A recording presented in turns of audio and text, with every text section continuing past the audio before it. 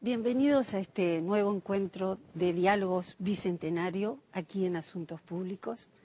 En este caso, más especial que los demás, que para nosotros siempre han sido especiales, porque es el cierre de un ciclo en el cual nos hemos visto visitados y engalanados con los intelectuales más importantes de este país, que con mucha generosidad se han prestado a sentarse con nosotros, a reflexionar a propósito de este año, que por ser el del bicentenario, el del discutido bicentenario, nos ha obligado a repasar, a repensar, a resignificar todos y cada uno de los eslabones de esos 200 años hoy en discusión o por lo menos en rememoración. Para el cierre aspiramos a un programa un poco bifronte, que de manera jánica mire hacia atrás y también hacia adelante. Y para reflexionar sobre qué querremos ser y de dónde creemos venir, pensamos en una mesa más amplia que las habituales. Así que hoy nos visitan y nos honran 5 intelectuales de fuste, 5 intelectuales con gran capacidad de comunicar lo que saben y que hoy, en torno a unas copas que son de cristalina agua, vamos a reflexionar juntos cómo vemos este Uruguay en este año 2011, ya para el cierre de un ciclo que generosamente ha contado, repito, con las mejores cabezas de este país. Y no podía faltar en un encuentro así ese hombre que es todavía con su juventud y siendo el pibe para todo el país, el representante de la generación del 45. Parece mentira ser un pibe y representar a una generación del 45 en el 2011. Doctor Carlos Maggi, que no quiere que se lo presente de otra manera que como escritor. Él dice que es la palabra que alcanza y que es suficiente y que basta. Bienvenido y muchas gracias. Muchas gracias. El doctor Pablo da Silveira, doctor en filosofía, docente de la Universidad Católica, que tiene la virtud de saber pensar en términos filosóficos y comunicarlo con una llaneza solamente digna de los grandes. Las grandes cosas solamente se pueden decir de forma simple por medio de algunos elegidos y el doctor da Silveira sin duda lo es, un experto en los temas de educación. La economista María Dolores Benavente, que va a representar, por supuesto, al género femenino en esta ronda de invitados, pero que además representa al género femenino lidiando con algo tan arduo como es la economía, que para ella, al igual que para el doctor da Silveira, parece ser algo muy simple y que lo sabe transmitir con mucha llaneza y no poca profundidad. El ingeniero Juan Carlos Dollenar, que se niega a que se lo presente de otra manera que como director de Intercónsul, pero al que todo el país reconoce como una persona de opinión calificada y un experto en temas de opinión pública. Y por último, al docente universitario que escribe y polemiza sin pelos en la lengua, Daniel Mazzone, periodista, que es quizás una palabra insuficiente, porque me gustaría agregar que la docencia universitaria te caracteriza tanto como esos libros desafiantes que escribís. Todos ellos han escrito cosas, pero era imposible presentarlos a partir de sus obras porque se nos iría el programa en la presentación. Tenemos pocas preguntas, pero muy abarcadoras y muy puntuales. Y empezamos en este juego jánico con las que miran hacia atrás. Así que la primera, por supuesto, dice: ¿cuáles creen ustedes que han sido los logros? No los hechos, después hablaremos de ellos.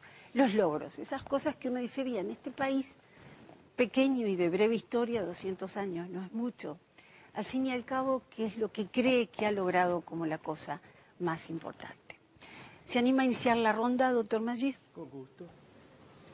Es una linda cosa empezar desde muy abajo, y así lo ha hecho este país. Pienso que el logro más notable que hemos logrado es salir de la barbarie y entrar en la civilización, cosa que no fue fácil ni rápida. Así que tuvimos muchos años sometidos a una forma de convivencia que no es la más adecuada para un grupo civilizado, de cultura evolucionada, que tiene una percepción del otro respetuosa y amable, ¿no? Nos costó mucho, tuvimos más de 100 años de guerras continuas, pocas paces en el medio y malas paces nunca completas, así que creo que el logro más importante que hemos logrado es levantar en mucho nuestra convivencia. Mientras usted hablaba, yo miraba las imágenes de fondo que, tomadas de la plástica nacional, ilustran de alguno de esos periodos de largas luchas y esas paces insuficientes que usted señala. Así que para usted salimos de la barbarie, ese es el logro mayor. Pienso que sí. Pablo. Yo mencionaría brevemente 2 o 3 logros. Creo que un gran logro uruguayo fue la democracia. A partir de esas guerras que fueron efectivamente muy sangrientas y muy dolorosas, como son siempre las guerras, conseguimos construir una de las democracias más estables y más confiables, no solo del mundo periférico, sino del planeta en general. Si uno hace la lista de países ordenándolos según la cantidad de años de democracia que vivieron a lo largo del siglo XX, Uruguay queda muy alto en el mundo, contando todos los países, contando Alemania, Italia, lo que ustedes quieran. Creo que ese fue un gran logro. Un segundo gran logro creo que fue haber construido y haber conseguido mantener durante mucho tiempo una sociedad muy integrada. Y eso era una cosa muy rara en el contexto latinoamericano. Y un tercer logro que a mi juicio fue enormemente importante durante mucho tiempo fue haber tenido una cabeza muy abierta y muy atenta a lo que pasaba en el mundo y una inmensa capacidad de incorporación sin complejos de inferioridad, sin cultivos esterilizantes de lo propio, de identidades defensivas o cerradas, integrar lo que el mundo tenía para ofrecernos con la pretensión de hacer una síntesis propia. Creo que son 3 logros muy importantes y creo también que, excepto la democracia, los otros 2 son logros amenazados. Creo que tanto el Uruguay integrado como el Uruguay más abierto al mundo, más capaz de incorporar lo que otros tenían para ofrecer, bueno, creo que esos 2 están en problemas. Te lo iba a preguntar porque noté un uso del tiempo verbal en pasado.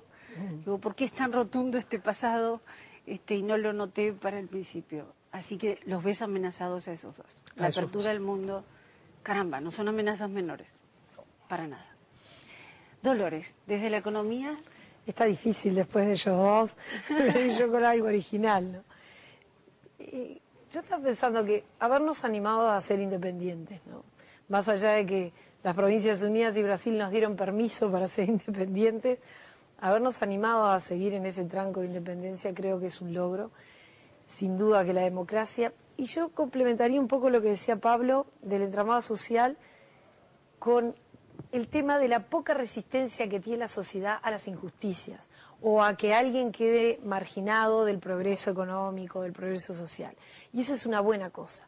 Uno ve otras economías que de repente les pasa más indiferente la miseria del prójimo. Acá no, acá todavía tenemos un sentido muy fuerte de solidaridad y muy poca tolerancia a que compatriotas no alcancen los niveles de bienestar que se entiende que son los mínimos necesarios. Has dado una respuesta muy curiosa, porque creo, no sé si a ustedes les pasó igual, yo esperaba números puros y duros. Una economista, pues ella habló Casi soy un ser humano. ella habló desde la percepción absolutamente no deja social. De ser una ciencia social la economía. No deja de ser una ciencia social. Y me gusta que lo encare de esa manera. No es matemática la economía. No es perfecto, pero nos sorprendió a todos. O la matemática es una herramienta, nada más. Juan Carlos. Y bueno, yo creo que uno de los grandes logros en estos 200 años tiene que ver con un país que logró una sociedad, además que logró una modernización muy temprana, comparado con el resto de América Latina. Eso permitió que el Uruguay fuera, ya a principios del siglo pasado, una sociedad con un buen crecimiento económico, con una buena distribución de riqueza, con prosperidad, una sociedad relativamente culta, y siempre mirado en términos comparativos con nuestros otros países de América Latina, más allá de cómo después supimos utilizar esa modernización temprana. Pero esa modernización temprana creo que fue uno de los grandes logros. El segundo que yo mencionaría, lo hago muy breve porque se emparenta con lo que decía Pablo da Silveira. Creo que no podemos dejar de señalar en estos 200 años lo que fue la madurez política del Uruguay, que permitió que acá reinara un estado de compromiso político por más de 100 años, salidos de la barbarie, ¿verdad? Con dos partidos que son los más antiguos del mundo, pero además a la cual se ha sumado la izquierda al sistema como tal, y más allá de ese periodo de interrupción dictatorial, que casi que tiendo a olvidarlo, aunque nos marcó mucho. Creo que el Uruguay es de los países más maduros políticamente, donde la democracia está más firme en todo el continente, y esto es un logro de todos los uruguayos. La democracia viene siendo la que más votos junta en esta primera ronda. Pero escuchemos a Daniel, porque él suele quebrar los esquemas de cualquier consenso. Quizás. A mí me gustaría señalar, quizás sea un poco más específico, me gustaría señalar tres logros de los cuales me parece que podemos seguir aprendiendo. En primer lugar, mencionaría el refinamiento y el mejoramiento de las razas ganaderas durante el siglo XIX, que permitió de forma progresista la aplicación de tecnología de punta, y permitió el imponer una marca país que todavía nos sigue beneficiando y de la cual todavía seguimos nutriéndonos. En segundo lugar, mencionaría la forma en que el pueblo uruguayo es capaz de llegar a grandes consensos, de donde me parece que tiene que aprender la política, porque si bien coincido con quienes me precedieron en que la democracia es uno de nuestros logros, creo que nuestra democracia hoy es insuficiente, tiene baja calidad para los tiempos que corren, porque la veo amenazada desde diversos, sobre todo desde lugares corporativos, que por momentos la maniatan, que por momentos la dificultan, que por momentos la enturbian y que por momentos le ganan e impiden el desarrollo de procesos que el pueblo uruguayo necesita urgentemente. Ese logro de consensos en forma tolerante, paciente, callada, que se demostró, por ejemplo, ahora, recientemente, ante la aparición macabra y repudiable desde todo punto de vista de los restos de Julio Castro. Ahí está claro que el pueblo uruguayo está mancomunado, unido, conteste. Está claro que ahí hay un límite. Y en tercer lugar, otro tercer logro que me parece del cual deberíamos aprender más, es la obra de José Enrique Rodó. Un grande que todavía está sin metabolizar, sin incorporar, sin digerir, sin estudiar y sin profundizar. Bien, ¿qué harías para profundizar Rodó?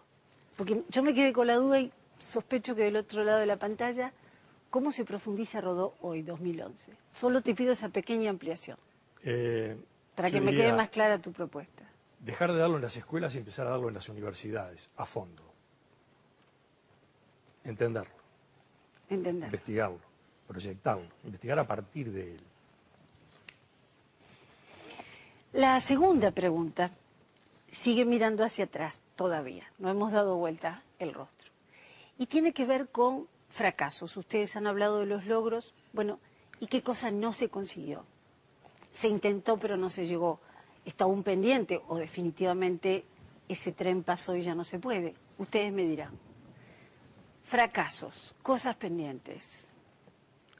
La primera ronda me hizo pensar que es demasiado optimismo pensar que está el Uruguay bien colocado en el mundo.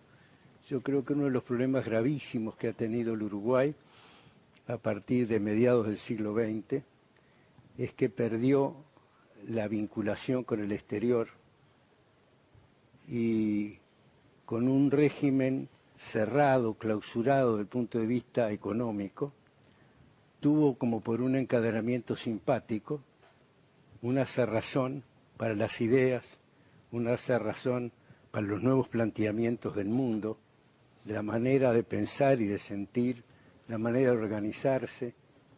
Veo el Uruguay muy antiguo, prendido a ideologías pasadas, no solo en el caso de la izquierda, que es tan notorio con la fijación de un marxismo antiguo como el de 1917, que tanto daño nos hace, sino también una forma de cristalización de la ideología de los partidos tradicionales, fundamentalmente del vallismo, que sigue ha tenido las formas que creó Valle, que en su momento fueron utilísimas y hermosas y actuantes, y que después se hicieron mecanizadas y han resultado en cierta medida una malversación de lo que Valle quiso y pudo imponer, ¿no? Estamos prendidos en fórmulas que el mundo ha abandonado, ¿no? A ningún país del mundo le hace bien pensar que tiene los medios de producción en manos de los burócratas. El Uruguay tiene la mitad de la economía en manos de entes autónomos que son poderosos y además burocráticos. Y creo que es un atraso gravísimo que tiene el Uruguay con respecto al resto del mundo. Así que ese es el fracaso que destaco como el peor en este momento. Coincide con lo que Pablo señalaba como un factor amenazado, ¿no? Aquella poderosa conexión con el mundo que dejamos de tenerla. En su larga campaña por la ampliación del ancho de banda iba la conexión con el mundo, entre otros factores. Sí, también, pero no era solo un problema de comunicaciones desde el punto de vista material, también hay un problema de corte con lo que está haciéndose en el mundo y pensándose en el mundo. No en vano, la universidad durante mucho tiempo no tuvo medios ni siquiera para comprar las revistas correspondientes a cada una de las disciplinas que engloba una universidad, que es el pensamiento universal, son las grandes ideas del mundo, ¿no? Ahí quedamos apartados y atrasados, como lo estamos ahora. Pablo. Yo mencionaría dos fracasos. Uno, me meto en el terreno de María Dolores, creo que hay un gran fracaso en no haber conseguido diversificarnos productivamente. Seguimos siendo básicamente un país exportador de materias primas. Hemos perdido al menos 3 grandes momentos, uno a fines del siglo XIX, otro a mediados del siglo XX y el otro es hoy, en donde se dieron todas las condiciones para que diéramos un gran salto hacia adelante en materia productiva, y los dejamos pasar los 2 primeros y todo indica que estamos dejando pasar este también. Creo que ahí tenemos un gran fracaso. Y el otro, que no está desconectado con esto, ni tampoco desconectado con lo que decía Carlos, creo que perdimos conexión con nuestra mejor época, que es una época mal estudiada y mal entendida, que es la época del Uruguay liberal del siglo XIX, que fue un país extremadamente dinámico, extremadamente próspero, que crecía mucho, que tenía ideas económicas de avanzada, que tenía ideas políticas de avanzada, muy centrada en los derechos y muy centrada en la libre iniciativa y muy temerosa de un Estado que se metiera así donde no debía. Bueno, ese Uruguay liberal murió abrazado a una urna en la Plaza Matriz, en la figura de la Bandeira, que era un poco su último gran representante, y creo que fue una gran pérdida el que eso haya pasado. Generalmente estamos en un tiempo que cuando se dice liberal se piensa automáticamente como en un movimiento reflejo en neoliberal y en una propuesta de tipo económico que le da todas las prioridades al mercado. Tú estás reivindicando el liberalismo como filosofía en su esencia más cara. Yo no sé lo que es el neoliberalismo. Es una palabra que mucha gente usa para hablar de lo que no le gusta, pero no sé qué significa. Perfecto. Yo entendí. Y quise aclarar si era exactamente eso lo que estabas diciendo. Tú aparentemente no sé. Fue una aclaración rotunda. María Dolores, estás invadida, en tu territorio. Invadida. Y yo soy una economista liberal. Tampoco sé lo que es neoliberal. Yo soy liberal. Y bueno, yo creo que hay un hito que es muy claro, que es las medidas que se tomaron en el año 1931. El mundo estaba en una crisis impresionante, el mundo desarrollado, y Uruguay toma, es un poco lo que lo dijeron ellos, unilateralmente la decisión de cerrar su economía, de ir a una economía mucho más dirigida, mucho menos liberal, control de cambios, sustitución de importaciones, creación artificial de un aparato industrial. Y bueno, y nosotros en esa época teníamos un nivel de vida igual al de Estados Unidos, igual al de las potencias mundiales. Y hoy somos un quinto, un sexto de ese nivel de vida. Basta que cualquiera de nosotros piense cómo estaría si tuviera un ingreso 5 veces superior al que hoy tiene, 6 veces superior. O sea que esa decisión que se tomó, además están las actas del Banco República, se tomó con una inconsciencia tan impresionante, con una alegre inconsciencia. Esa decisión pautó que el Uruguay se estancara económicamente y después socialmente y hasta políticamente. No le voy a echar la culpa de todo esto, de que vino la dictadura por la crisis económica, pero un país que está 20 años estancado, a la larga sucumbe todo. Entonces, ese hito de haber cerrado la economía yo creo que es el gran fracaso de nuestro país, porque nos llevó a una mentalidad mucho menos liberal, a una economía cerrada, a estar aislados del mundo. Y el segundo hito, que como somos contemporáneos no nos damos cuenta, es el tren que pasó en el año 2006, 2007, cuando se decidió no firmar el Tratado de Libre Comercio con Estados Unidos. Yo creo que eso tiene la gravedad que tuvo en el año 31 haber cerrado la economía y haber ido hacia un modelo dirigista. Lo que pasa es que como estamos en el medio del tema no nos damos cuenta. El doctor Maggi se revuelve en la silla. No, yo pienso una cosa. Rompa el esquema, que no estamos tan ordenados como parece. Pienso que se enriquece la cosa si podemos discutir un poco. Si no, esto se va a transformar en una serie de conferencias mínimas un poco aburridas. Me gustaría discutir un poco esto que estamos tratando para que se incorpore a la conversación. Es decir, el siglo XIX fue un siglo de progreso económico y fue un siglo de guerra permanente. Cierto. Nadie podía explicar cómo el Uruguay tenía esa vitalidad extraordinaria de, con 100 años de guerra, estar cada vez mejor. Era un siglo liberal, sí, pero no era lo que importaba. Lo que importaba es que el Uruguay era un país depredador. Vivía de matar vacas. Había una industria mínima en los saladeros, había pues pequeñas cosas artesanales. La economía consistía en matar vacas y vender el cuero y el cebo. Y era la exportación y era la economía. Y sin embargo progresaba. Y aumentaba la población y progresaba igual. Porque había un fenómeno que no estaba al alcance de los guerreros. La guerra consiste en destruir al otro y todo lo que el otro tiene. Y 100 años de guerra debían haber destruido todo. Cuando Taje subió a la presidencia, dijo: el Uruguay tiene una vitalidad milagrosa. Nadie puede explicarse que después de tantos extravíos estemos cada vez mejor. Y había una razón, y es que el progreso del Uruguay radicaba en la función clorofiliana. El Uruguay criaba gramilla como para tener cada vez más vacas.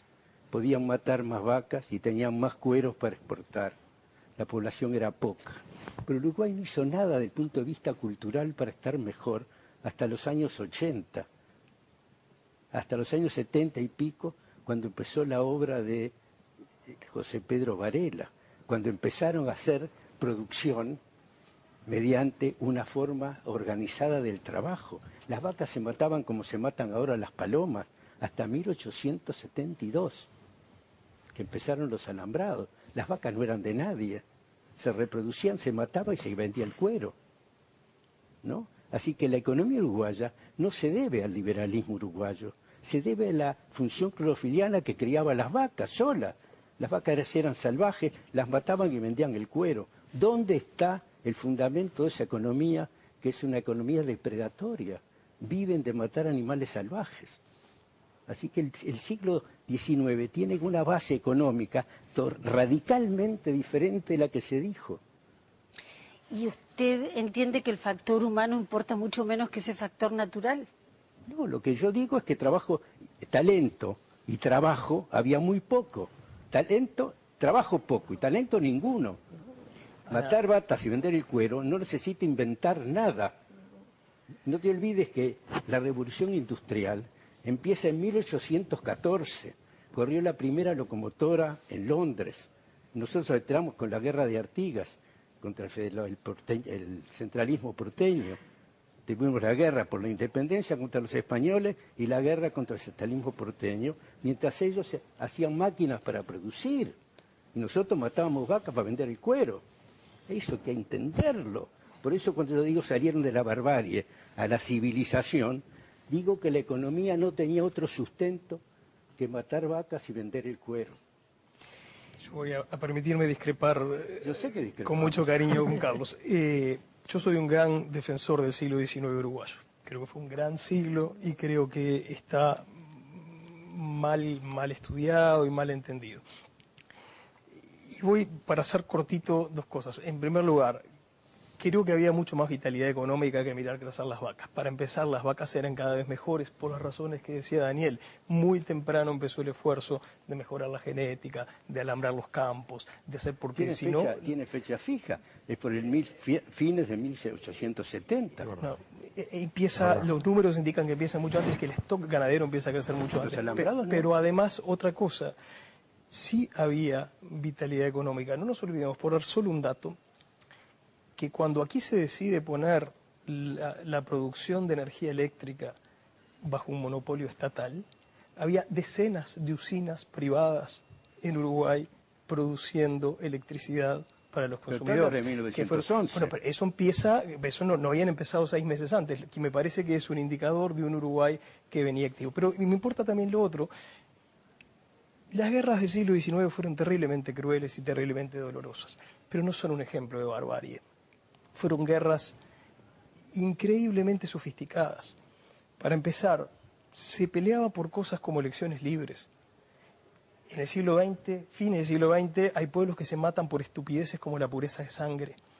Acá no se mataba por esas cosas, se mataba por cosas como elecciones libres. Y además, tenían una inmensa capacidad de llegar a acuerdos políticos, desarmarse e irse cada vez para su casa. Para que en los Balcanes la gente dejara de matarse, hubo que meter decenas de miles de cascos azules entre los dos bandos, porque si no había manera de que pararan a matarse. Aquí se llegaban a acuerdos políticos, la gente desarmaba sus lanzas y se iba a sus casas a trabajar. Esto no es un elogio de la guerra, por supuesto. Tenés una imagen ideal que yo te envidio. No es una imagen porque ideal. Yo lo que pienso es que las guerras civiles terminaron matando a los prisioneros, degollando de parado a los prisioneros. Tú decís que es una cosa hermosa, que fueron guerras preciosas. No fueron guerras preciosas. Empecé diciendo, fueron crueles y dolorosas.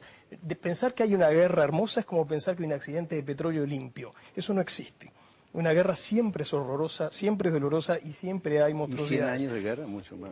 Ahora, lo que hay que ver es la capacidad que tenía esa gente que hacía cosas para espeluznarnos, para llegar a acuerdos políticos y frenar las guerras. Eso exige un grado de sofisticación política que en el siglo XXI hay muchos pueblos en el planeta Tierra que no tienen. Ahora, a mí me gustaría volver, porque esta discusión que está muy bien que se haya dado, parte de las afirmaciones de María Dolores sobre los fracasos, y María Dolores dijo cosas muy impresionantes, no solamente sobre el siglo XIX, sino dijo, hubo algunos trenes que se perdieron, y señaló uno muy reciente, eso lo vimos pasar todos físicamente, ¿no? Hasta los niños más pequeños. Y a mí me gustaría que Juan Carlos me dijera, ¿ves el mismo fracaso por ese lado? Ese tren, ese último vagón que vimos pasar de atrás en afirmaciones de María Dolores Benavente, economista, ¿te parece un factor de fracaso o agregarías otro?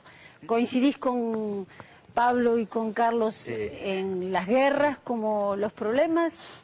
¿Cuál es tu visión? El dejar pasar el tren del TLC fue un fracaso. Yo no lo considero de tanta relevancia, pero eso es, como siempre, relativo. Creo que 100 años de guerra siempre le hacen mal a los pueblos, pero no creo que más que un fracaso fue una virtud del Uruguay haber sabido salir de esos 100 años de guerra. Hay otros pueblos que quedan atados de por vida a eso. El Uruguay salió, se desarrolló, fue próspero y en determinado momento, y ahí sí creo que hay un doble problema que nos marca hasta el día de hoy, que es el Uruguay se estancó primero desde el punto de vista productivo, o sea, estancó su estructura productiva. Más allá de los mejoramientos genéticos que hubo, el Uruguay hoy, el 72% del Uruguay 2010, el 72% de sus exportaciones son agropecuarias, con mayor o menor nivel de elaboración. Perdón, Es decir, Juan Carlos, cuando tú decís el Uruguay se estancó, dado que están cubriendo el espectro, que es poco en el tiempo, pero mucho para el Uruguay, de 2 siglos, ¿en qué momento ubicás ese estancamiento? Y yo lo ubico básicamente después de 1930. Y cuando se cerró el país, efectivamente, ahí nos estancamos en una estructura productiva que ha habido mejoras tecnológicas. Bueno, las genéticas son mejoras tecnológicas. Hoy el arroz tiene un nivel de productividad muy alta.